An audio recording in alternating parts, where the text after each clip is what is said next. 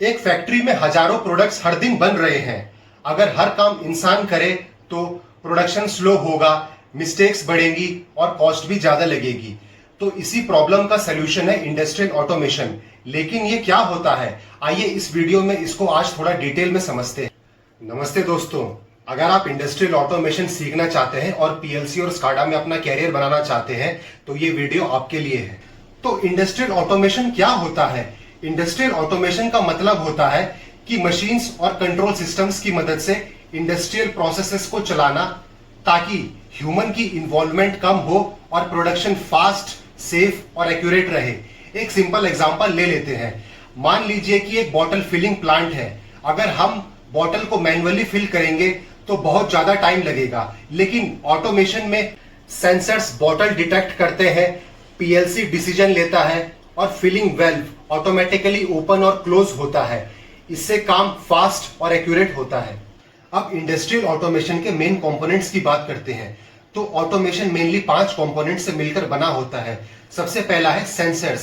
Sensor हमारे environment से data को कलेक्ट करते हैं, जैसे प्रॉक्सिमिटी सेंसर ऑब्जेक्ट को डिटेक्ट करता है, टेम्परेचर सेंसर हीट को डिटेक्ट करता है और प्रेशर सेंसर प्रेशर को डिटेक्ट करता है। दूसरा कंपोनेंट है पीएलसी। पीएलसी का फुल फॉर्म होता है प्रोग्रामेबल लॉजिक कंट्रोलर। इसको ऑटोमेशन का ब्रेन कहा जाता है। ये सेंसर से इनपुट लेता है, उसके बाद ये प्रोग्राम को एग्जीक्यूट करता है और फिर आउटपुट डिवाइसेस को कंट्रोल करता है। तीसरा कंपोनेंट है एचएमआई। एचएमआई की फुल फॉर्म होती है ह्यूमन मशीन इंटरफेस। इसके थ्रू ऑपरेटर मशीन का स्टेटस देख सकता है और कमांड्स दे सकता है। चौथा कंपोनेंट है स्काडा। स्काडा का फुल फॉर्म होता है supervisory control and data acquisition. इसका यूज मॉनिटरिंग और सुपरविजन के लिए किया जाता है। अगर फैक्ट्रीज में मल्टीपल पीएलसीज लगे हों तो ये उनका डाटा एक जगह पे डिस्प्ले करता है। पांचवा कंपोनेंट है एक्चुएटर्स। मोटर्स, सोलेनॉइड वेल्व और सिलेंडर जैसे डिवाइसेस पीएलसी के कमांड्स को फिजिकल एक्शन में कन्वर्ट करते हैं।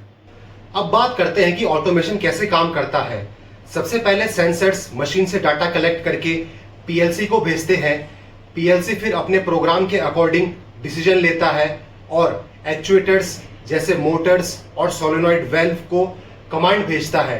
एक्चुएटर्स फिर उस कमांड को फिजिकल एक्शन में बदल देते हैं और अगर मॉनिटरिंग या फिर कंट्रोल करना हो तो पीएलसी का डाटा एचएमआई या फिर स्काडा में दिखाई देता है।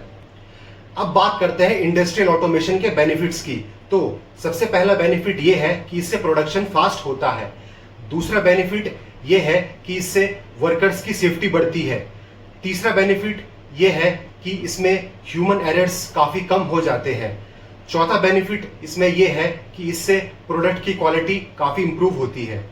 पांचवा बेनिफिट यह है कि इससे मशीन 24 घंटे काम कर सकती है। छठवां बेनिफिट इसका यह है कि इससे रियल टाइम मॉनिटरिंग पॉसिबल है। सातवां बेनिफिट इसका यह है कि इससे मेंटेनेंस और ट्रबल शूटिंग काफी आसान हो जाती है। तो अब बात करते हैं कि ऑटोमेशन आपका कहां यूज होता है। तो automation pharmaceutical industry, food and beverage industry, oil and gas sector, water treatment plants, automobile industry, power plant और पैकेजिंग इंडस्ट्री जैसे सेक्टर्स में यूज होता है। अब बात करते हैं इसके कैरियर स्कोप की। अगर आप इलेक्ट्रिकल, इलेक्ट्रॉनिक्स या इंस्ट्रूमेंटेशन बैकग्राउंड से हैं तो आप इंडस्ट्रियल ऑटोमेशन में PLC programming, SCADA development engineer, commissioning engineer या maintenance and control system engineering जैसे रोल्स पे जा सकते हैं। तो फाइनली अब आपको पता लग गया होगा कि इंडस्ट्रियल ऑटोमेशन आखिर होता क्या है और फैक्ट्रीज में इसका इतना इंपॉर्टेंट रोल क्यों है। तो अगर आपको वीडियो पसंद आई हो तो प्लीज लाइक कीजिए और कमेंट कीजिए। और अगर आप पीएलसी, स्काडा, एचएमआई और इंडस्ट्रियल नेटवर्किंग को सीखना चाहते हैं तो चैनल को सब्सक्राइब करें। अगली वीडियो में हम पीएलसी को स्टेप बाय स्टेप एक बिगिनर लेवल से समझेंगे।